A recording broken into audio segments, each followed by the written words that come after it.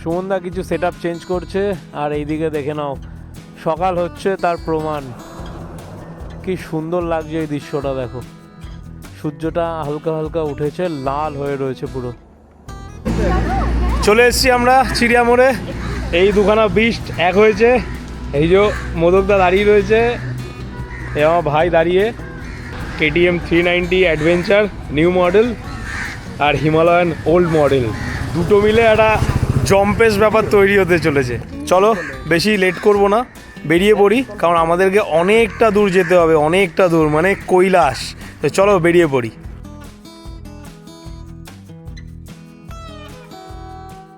Good morning, এখন time হয়ে গেছে 2:45।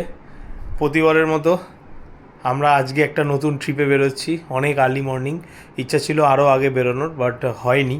আমাদের সমস্ত কিছু সেট করতে, লাগেজ গোছাতে গোছাতে এখন প্রায় 2:45 বেজে গেছে। তো ডিম্পি রেডি হয়ে গেছে, সমস্ত লাগেজ নিচে চলে গেছে। রুদ্র ওয়েট করছে আমাদের জন্য। তো চলো নিচে যাই, বাইকের সামনে গিয়ে তোমাদের সাথে দেখা হচ্ছে। চলে এসছি নিচে,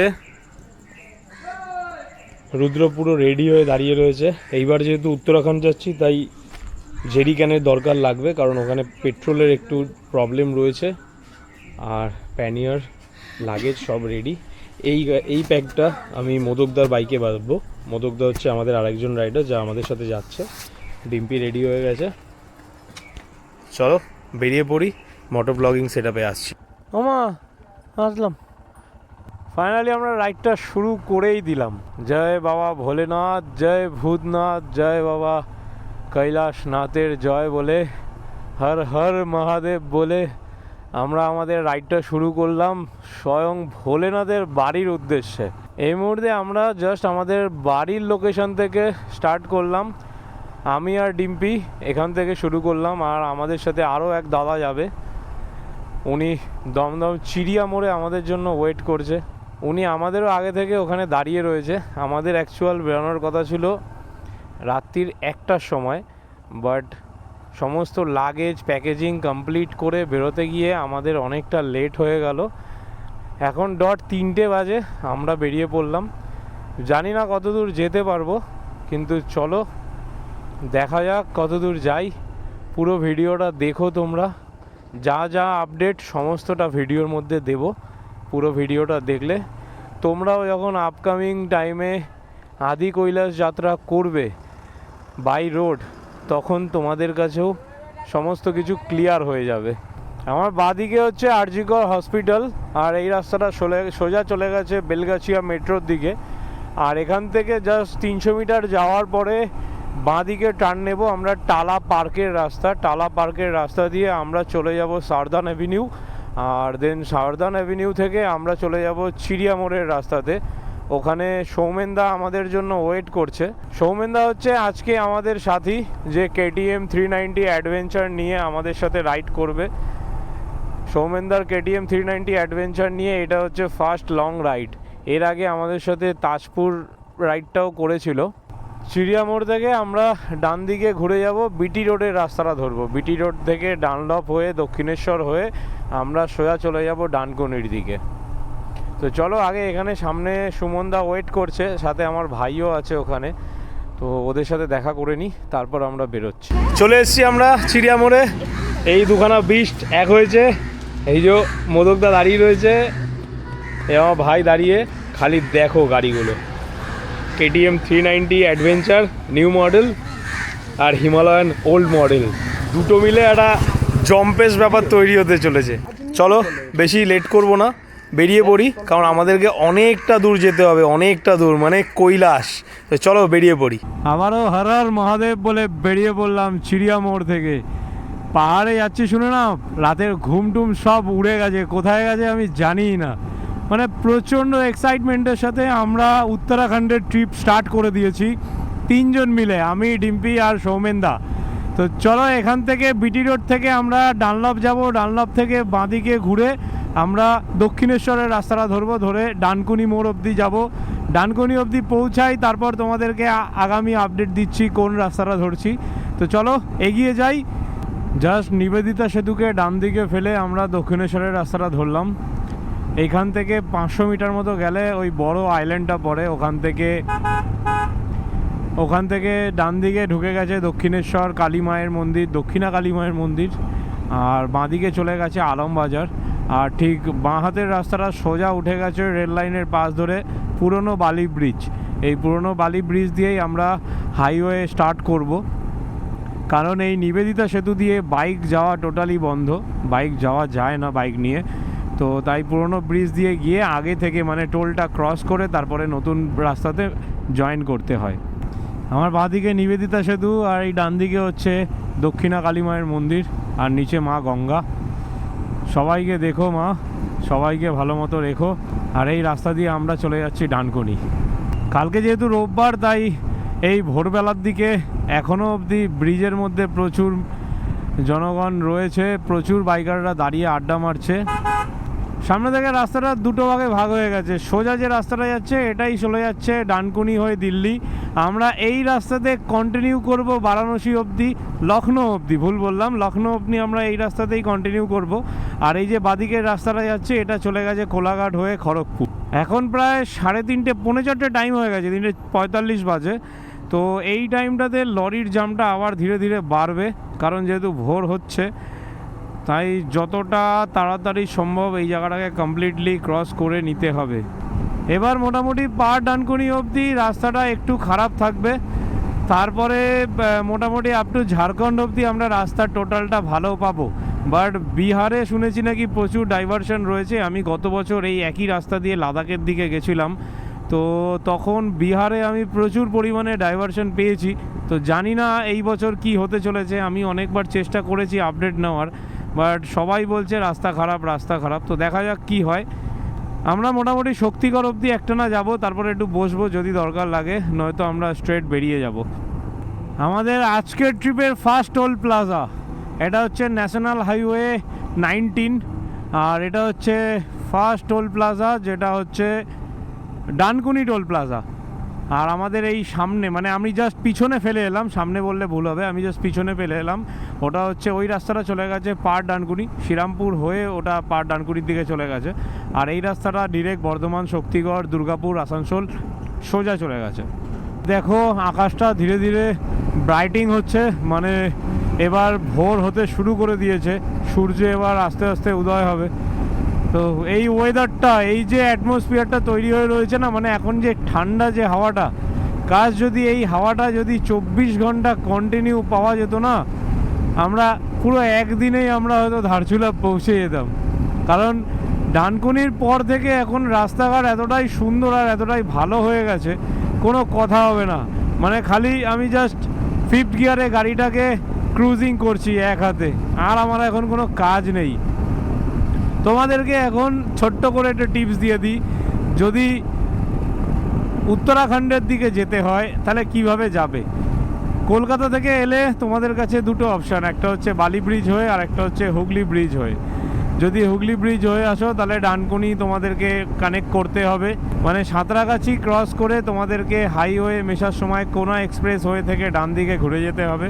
আর যদি বালি ব্রিজ দিয়ে আসো তাহলে পুরনো বালি ব্রিজের রাস্তাটা ধরে তোমাদেরকে পুরনো রাস্তা দিয়ে গিয়ে তারপর মেন হাইওয়ে NH-19 জয়েন্ট হতে হবে। NH-19 থেকে দুটো রাস্তা ডিভাইড হয়, একটা চলে যায় কোলাঘাট হয়ে খড়গপুর, আর একটা চলে যায় দিল্লি রোড, যেই রোডটা সোজা চলে গেছে বারাণসী, কানপুর, তারপরে আগ্রা হয়ে দিল্লি। তো ওই রাস্তাটা আমাদের কলকাতা থেকে যাওয়ার সময় তোমার প্রথম স্টপেজ পড়বে শক্তিগড়, তারপরে দুর্গাপুর হয়ে, ঝাড়খণ্ড হয়ে, বিহার হয়ে, তারপরে আমরা ইউপি ঢুকবো, উত্তরপ্রদেশ। আমাদের আজকের জার্নি হচ্ছে বারাণসী পর্যন্ত। এবার জানি না বারাণসী যাব নাকি তার থেকে একটু এগিয়ে যাব, যদি রাস্তা খুব ভালো থাকে, খুব স্মুথ থাকে, যদি আমাদের কাছে টাইম থাকে বেশি, যদি আমরা উইক না হয়ে পড়ি, তাহলে আমরা বারাণসী ক্রস করে লখনৌ অবধি চলে যাওয়ার প্ল্যান করেছি। মানে কলকাতা থেকে লখনৌ হচ্ছে 900 কিলোমিটার রাস্তা, আর বারাণসী হচ্ছে 670 কিলোমিটার রাস্তা।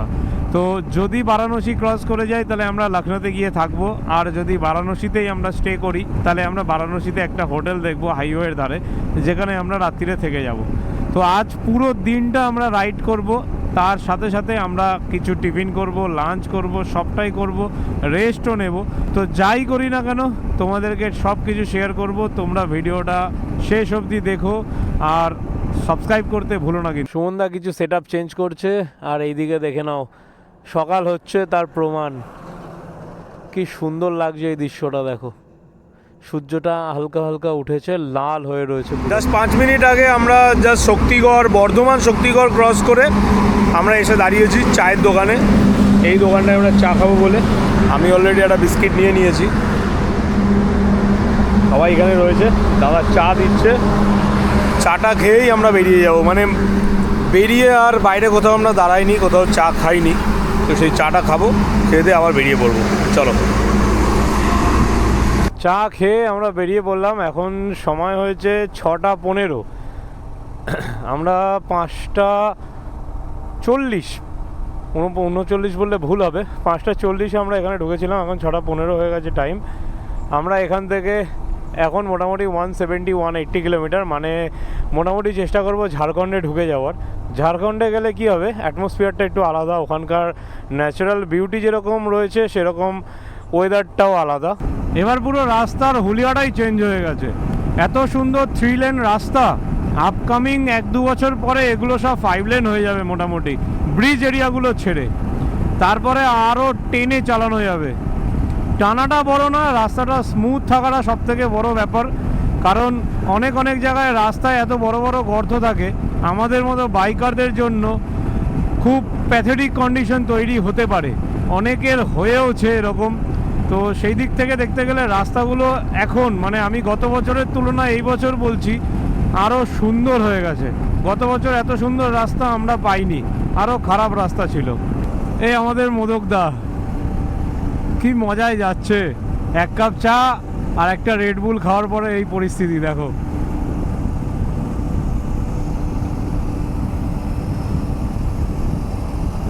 সকালের দিকে ওয়েদারটা ভালো থাকলেও এখন ওয়েদারটা একটু বিগড়িয়েছে, পুরো ওয়েদারটা মেঘলা হয়ে গেছে। এই যে দেখো, এখান থেকে দুর্গাপুর হচ্ছে 24 kilometre, Bankura 71 kilometre, Darjeeling 519 kilometre. মানে দার্জিলিং এখান থেকে মানে সামনে থেকে পানাগড়ের পর থেকে একটা আলাদা ডাইভারশন রাস্তা রয়েছে যেটা দার্জিলিংয়ের দিকে চলে যাচ্ছে। আর সেম বাঁকুড়ারও আমরা দুর্গাপুরের রাস্তা ধরে কন্টিনিউ করব, মানে এখান থেকে ডান দিকে ঘুরে যাব আস্তে আস্তে। আর এখানে বাঁ দিক থেকে রাস্তাটা চলে গেছে আলাদা, যেটা বাঁকুড়ার দিকে যাচ্ছে। যারা খড়গপুর দিয়ে আসবে তারা বাঁকুড়া হয়ে এসে তারপরে মিট করতে পারো এই রাস্তাটার মধ্যে। তোমরা যেদিক থেকেই আসো তোমাদেরকে NH-19 ওপর থেকেই যেতে হবে। আর এটা হচ্ছে ট্রেন লাইন যেটা দুর্গাপুর কানেক্ট করছে। এখান থেকে বাঁ দিকে কানেক্ট হচ্ছে খড়গপুর থেকে যদি আসতে হয় তাহলে এখান থেকে এসে মিশে যাবে NH-19। আর এই রাস্তাটা সোজা চলে গেছে বোধগয়া হচ্ছে, মানে প্রথমে আসানসোল, তারপরে বোধগয়া। দিল্লি হচ্ছে এখান থেকে 1300 কিলোমিটার রাস্তা, আর বারাণসী হচ্ছে 520 কিলোমিটার রাস্তা। মানে মোটামুটি শিলিগুড়ির সমান রাস্তা আমাদেরকে এখনও যেতে হবে। গুগল বাবাজি বলছে 5:15 বেজে যাবে। তো আমাদের কাছে টাইম টেবিল ধরা আছে 7টা থেকে 7:30, কারণ আমরা লাঞ্চ করব, আমরা ব্রেকফাস্ট করব, এখনও সকালে ব্রেকফাস্ট করা হয়নি। তো এগুলো করব, সেখানে টাইমগুলো প্লাস হবে, তো সেই জন্য ওদিকে টাইমটা আবার বেড়েও যাবে। এই মুহূর্তে আমরা দুর্গাপুরের মধ্যেই রয়েছি, মেন সিটি এরিয়াটা আর 3 কিলোমিটার দূরে। আর এখান থেকে আসানসোল হচ্ছে 39 কিলোমিটার। আর দেখো আমার বাঁদিকে পুরো ঘন জঙ্গল স্টার্ট হয়ে গেছে। সেম ডান দিকেও রয়েছে, বাট ডান দিকে কিছু কোম্পানি, কিছু ঘর বাড়ি দেখা যাচ্ছে, বাট বাঁ দিকটা পুরোটাই জঙ্গল। দেখো কি ভয়ঙ্কর কাণ্ড। এটা মনে হয় গতকাল রাতে হয়েছে। টায়ার বাস্ট করেছে, ডান দিকে গিয়ে ঢুকিয়ে দিয়েছে। কি ভয়ঙ্কর। আমার ডান দিকে রয়েছে দুর্গাপুর এয়ারপোর্ট, আর এই রাস্তাটা সোজা চলে যাচ্ছে আসানসোলের দিকে। জাস্ট 29 কিলোমিটার আমরা যাব, তাহলে আমরা আসানসোলে পৌঁছে যাব। কথা বলতে বলতে আমরা আসানসোল পৌঁছেই গেলাম, আর মাত্র 7 কিলোমিটার রাস্তা বাকি আছে। জাস্ট আর 2টো ব্রিজ ক্রস করব, তারপরে বাঁ হাতে অনেক পরপর ধাবা পড়বে। একটা ভালো দেখে একটা ধাবা দেখে দাঁড়িয়ে যাব, কারণ রাইডে বেরোলে আমার খিদেটা ডাবল হয়ে যায়। রাস্তা এতটাই সুন্দর, মানে আসানসোলে ভাবলাম দাঁড়াবো, আর দাঁড়াইনি, ব্রেকফাস্টও করা হয়নি। এই দেখো পাহাড় শুরু হয়ে গেছে আমার বাঁ হাতে। মানে আমরা এবার আস্তে আস্তে ঝাড়খণ্ডের মধ্যে এন্ট্রি নিতে চলেছি।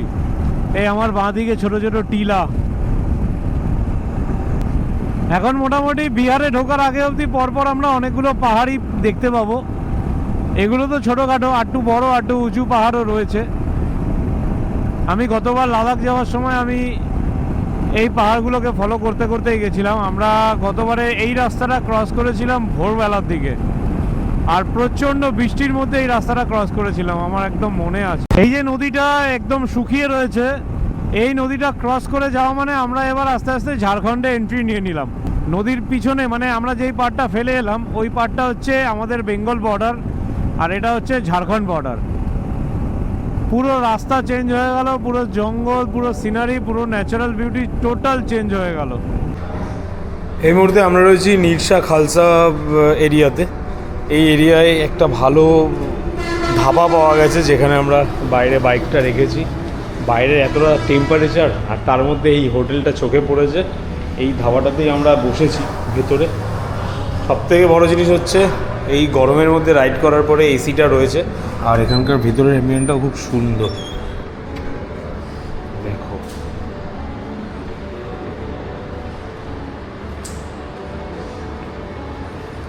এই হচ্ছে এখনকার পরিবেশ। আর এখানে আমাদের সমস্ত জিনিসপত্রগুলো রাখা রয়েছে ঘামটাকে শুকানোর জন্য। আমরা ছোলে ভাটোরা অর্ডার দিয়েছি, তো সেটা আসুক, তারপর তোমাদেরকে দেখাচ্ছি। ফাইনালি আমাদের ব্রেকফাস্ট চলে এসছে, ছোলে ভাটোরে। আমরা সবাই ওটাকে এখন এনজয় করব গরম গরম। এই ঠান্ডা হাওয়ার মধ্যে গরম গরম ছোলে ভাটোরাটা বেশ ভালো লাগবে। তো চলো শুরু করা যাক।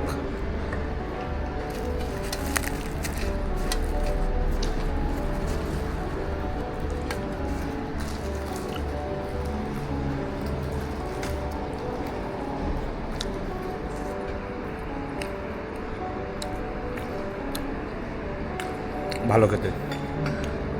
এসিতে বসে ব্রেকফাস্ট করার সাজা এবার আমাদেরকে পেতে হবে। সময় হয়ে গেছে প্রায় 10টা 15। আমরা ব্রেকফাস্ট কমপ্লিট করে আমরা বেরিয়ে পড়লাম বারাণসীর উদ্দেশ্যে। এখান থেকে 439 কিলোমিটার রাস্তা আমাদেরকে কভার করতে হবে বারাণসী পৌঁছানোর জন্য। তো কভার তো হয়ে যাবে, কিন্তু সকাল 10টার সময় এরকম গরম, এই চরম লেভেলের গরম আর কোথাও নেই। এটা একমাত্র ঝাড়খণ্ড আর বিহারেই পাবো। তো এগুলো ভাবলে হবে না, এখন আমাদের এগিয়ে যেতে হবে। গাড়ি চলা শুরু করলে তখন আবার হালকা হাওয়াটা লাগছে, তাতে একটু রিল্যাক্স ফিল হচ্ছে। তো সেই জন্য আমি মোবাইলটাও এখানে লাগালাম না, আর হাতে গ্লাভসও পরলাম না, কারণ গরমটা সেই লেভেলের লাগছে। আর যেহেতু এসির মধ্যে বসে খাওয়া দাওয়া করেছি, তাই বাইরে বেরোনোর পরে না আরও অস্বস্তিকর পরিবেশ। তাই এইভাবেই আবার যাত্রা শুরু করলাম আমাদের বারাণসীর উদ্দেশ্যে। এই রাস্তাটা দেখলে মনে হচ্ছে যেন চণ্ডীগড় থেকে মানালি হয়ে আমরা উপরে উঠছি। ঠিক টানেলে ওঠার আগের মুহূর্তে এরকম একটা বড় রাস্তা থাকে, ফার্স্ট যে টানেলটা রয়েছে মানালি যাওয়ার পথে। বাট এটা ঝাড়খণ্ড, আগেও বললাম কি সুন্দর রাস্তাগুলো করে দিয়েছে। এরকম রাস্তা যদি আমাদের ওদিকে থাকতো কতই না ভালো হতো। সময় হচ্ছে এখন 1:30। আমরা মানে জাস্ট বিহার ঢুকবো তার 20 কিলোমিটার মতো আগে একটা হোটেল নিতে বাধ্য হলাম, কারণ প্রচণ্ড গরম, বাইক চালানো যাচ্ছে না। আর সেই কারণে, আর দ্বিতীয়ত সবারই একটা কষ্ট হচ্ছে, সেই জন্য আমরা একটা হোটেল নিলাম। আমরা প্ল্যান করলাম যে ইভিনিং অবধি আমরা রেস্ট নিই, তারপরে আমরা রাতের বেলা ধীরে সুস্থে রাইড করি। ওয়েদারটা হালকা থাকবে, রাইড করতে সুবিধা হবে। তো সেই জন্য আমরা এই হোটেল নিলাম। অলরেডি সুমনদা ঘুমিয়ে পড়েছে, ডিম্পি ওয়াশরুমে গেছে, আমি ফ্রেশ হয়ে জাস্ট বসলাম। আর আমাদের হোটেল থেকে ভিউটা হচ্ছে ঠিক এই রকম।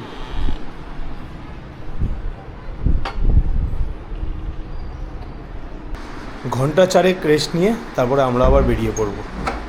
দেখা হচ্ছে সন্ধেবেলা তোমাদের সাথে। Good evening. এখন টাইম হয়ে গেছে 8টা, মানে সন্ধে 8টা। আমরা গতকাল রাত্রিরে কলকাতা থেকে বেরিয়েছিলাম। তো এই হচ্ছে আমাদের হোটেল। এই হোটেলে আমরা এই ফার্স্ট ফ্লোরের রুমটাতে ছিলাম। আর রুদ্র এখানে ছিল আর সৌমেনদার বাইকটা ওখানে রাখা ছিল। তো আমরা এখন আবার স্টার্ট করছি আমাদের জার্নি। তো বারাণসী আমাদের টার্গেট ছিল, বাট যা গরম ছিল, মানে গত বছরের তুলনায় এই বছর যে এতটা বাড়াবাড়ি গরম ধারণার বাইরে ছিল। তো যাই হোক, সেই জন্য আমরা প্ল্যান শিডিউলটা চেঞ্জ করলাম, আমরা দিনের বেলাতে না চালিয়ে রাতের বেলায় চালাবো। এবার কথা হচ্ছে রাতের বেলা এত ভিজিবিলিটি কোথা দিয়ে পাবো? এই যে এত চন্দননগরের লাইট লাগিয়েছি, সবাই তোমরা কমেন্ট করো কি এত লাইট কী কাজে লাগে। তো আজকে রাতে এই সমস্ত লাইটগুলোই কাঁপাবে। তো আজ আমরা ফুল নাইট রাইড করব, আর বারাণসী ক্রস করে আমরা লখনৌর দিকে চলে যাব। যদি লখনৌ পারি তো লখনৌ ক্রস করে নেব। এখান থেকে মোটামুটি 670 কিলোমিটারের জার্নি লখনৌ। তো চলো স্টার্ট করি, মোটো ব্লগিংয়ে আসছি। বেরিয়ে আমরা আমাদের যাত্রা আবার শুরু করে দিলাম। এখন রাস্তাতে বেরিয়ে আমাদের ফার্স্ট অ্যাটেম্প্ট হচ্ছে রুদ্রকে একটু ব্রেকফাস্ট করাতে হবে। হ্যাঁ, ব্রেকফাস্ট বললে ভুল হবে, ও আজকে সারাদিন কিছু খায়নি, গতকাল রাত্রিরে ওকে লাস্ট খাইয়েছিলাম। ওর পেট পুজো করাবো, তারপরে আমরা পেট পুজো করবো, কারণ আমরা সেই সকালবেলাতে জাস্ট খালি ছোলে ভাটুরে খেয়েছিলাম, আর কিছু খাইনি। তো ওর পেট পুজো করিয়ে আমরা পেট পুজো করে তারপরে আমরা একটা লম্বা টান দেবো। তো চলো আগে পেট্রোল পাম্পে যাই। ঝাড়খণ্ডের পেট্রোল পাম্পে প্রাইসটা একটু কম পেট্রোলের, তো এখান থেকে ফুয়েল রিফিল করে নিই, পারলে জেরিক্যানগুলো আজকে ফুল করে নেব। 98 টাকা 21 পয়সা লিটারের তেল পেয়ে গেলাম আমরা। রুদ্রর খাওয়া দাওয়া কমপ্লিট, টোটাল 1770 টাকার তেল ভরলাম, 10 লিটার 660 গ্রাম।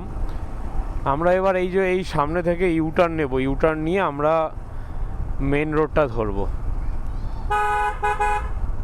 এবার আমাদের একটু খাওয়া দাওয়া করার পালা। এই হচ্ছে আমার সেই চন্দননগরের লাইট, এত সুন্দর ভিউ দেয়।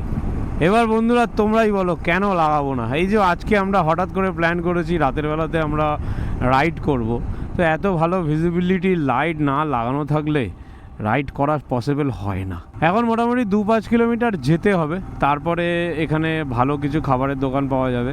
আর সত্যিকারের কথা হচ্ছে বেশি তেল ঝাল মশলা না খাওয়া উচিত না রাইডে এসে, তাই একটু ভালো কোনো দোকান দেখে ভালো কোনো ড্রাই খাবার খাবো, কারণ যেহেতু আমরা আজকে রাত্রিরে রাইড করব ফুল নাইট, তো একটু ভালো খাবার খেতে হবে।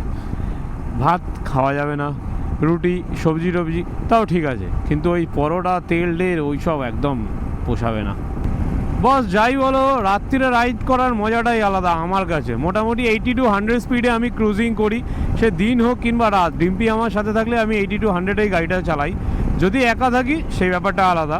আর সব থেকে ভালো জিনিস হচ্ছে দিনের বেলাতে এত গরমের মধ্যে না মানে সব কিছু চ্যারেড হয়ে যায়, কিন্তু রাতের বেলাতে কত রিল্যাক্স, কোনো চাপ নেই, কোনো প্রবলেম নেই, কোনো গরম নেই, গাড়ি চলছে গাড়ির মতো। 7 থেকে 8 কিলোমিটার রাইড করার পরে আমরা এই একটা ছোট্ট ধাবা পেয়েছি, বেশ খিদে পেয়ে গেছি। এসবি রিসর্ট, এটা তৈরি হয়নি এখনও, তো ভালো মোটামুটি ফাঁকাই ছিল। এই হচ্ছে ভেতরের অ্যাম্বিয়েন্ট। ডিম্পি এসে অলরেডি একটা খাটিয়া দখল করে নিয়েছে, ঠিক আছে। ওর দুপুরবেলাতে ঘুম হয়নি, এখন সন্ধ্যের পরে আবার ঘুমাচ্ছে। তো খাবার খাবো, খাবার খেয়ে তারপরে আমরা এখান থেকে স্টার্ট করবো আবার। তো চলো খাবারটা আসুক, তারপর আবার ক্যামেরাটা অন করছি। আমাদের খাবার চলে এসছে, রুটি আলু ভাজা আচার মাশরুম আর তরকা ফ্রাই, আর ওদিকে রয়েছে এগ অমলেট। সবাই শুরু করে দিয়েছে উল্লাস করা, চলো আমিও শুরু করি। সেই সকালবেলাতে লাস্ট খাওয়া দাওয়া করেছিলাম ছোলে ভাটুরে, তারপরে শুধু চা খেয়েছি, তারপরে আবার খেতে বসলাম। প্রায় অনেকটা টাইম আমরা এখানে স্পেন্ড করলাম, খাওয়া দাওয়ার পরে রেস্ট করলাম। আমরা সবাই আবার রেডি হয়ে নিচ্ছি, এবার বেরোতে হবে। কারণ অনেস্টলি আমরা বাড়ি থেকে বেরোনোর পরে 50%ও রাইড করিনি। এবার শুরু হবে আমাদের মেন রাইড। রেডি দিম্পি? চলো। যেরকমটা ভেবে রেখেছি সেরকমটা বেরিয়ে একটা লম্বা টান দিলাম। জানি না কত দূর অবধি যাব, কিন্তু শুরু করলাম রাইডটা। টনকপুর এখান থেকে 947 কিলোমিটার রাস্তা। আমি ম্যাপে ডিরেক্ট টনকপুরই দিয়ে রাখলাম, কারণ আমরা বারাণসী হয়ে লখনৌ হয়ে টনকপুরের দিকেই যাব। তো অনেকগুলো ডাইভারশন আছে, অনেকগুলো আলাদা আলাদা রুট ম্যাপ আছে। তো আমি একটা বেসিক রুট যেটা আমি ধরে যাব সেই রুটটাকে ফলো করেই আমি এখান থেকে রুটটা সেট করে রেখেছি, সেই হিসাব করে আমরা রোডটা ধরে ধরে চলে যাব। আর এখন স্টার্ট করলাম, মোটামুটি আবার নেক্সট স্টপ দেবো 100-110 কিলোমিটারে। এরকম বসে বসেই যাব, কারণ মোদকদার কাছে এই রাইডটা ফার্স্ট রাইড এতটা লংয়ে। ম্যাক্সিমাম কলকাতা থেকে শিলিগুড়ি অবধি মোদকদা এর আগে গেছিলো, সেই রাইডগুলোও ছিল মোদকদার কাছে দিনের বেলাতে, তখন ঠান্ডার সময় ছিল, বাট ওয়েদারটা এখন টোটালি অন্যরকম, তাই এখনকার রাইডটা আবার টোটালি অন্যরকমই হতে চলেছে। তো সেই সমস্ত কিছু হিসাব করেই আমরা এইভাবে ধীরে ধীরে করে যাচ্ছি। তো মোটামুটি আমরা মঙ্গলবার দিন বিকালের মধ্যে ধারচুলা ঢুকে যাব। আজকে হচ্ছে রোববার রাত্রির, আর জাস্ট 15 মিনিট পরে রোববার থেকে সোমবারে পড়ে যাব, মানে 12টা বাজতে যাবে।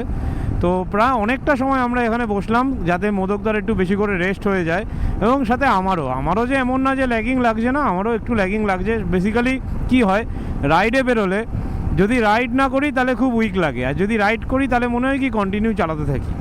এই মুহূর্তে আমি রয়েছি আওড়া থেকে ধানবাদ হচ্ছে মোটামুটি 61 কিলোমিটার রাস্তা।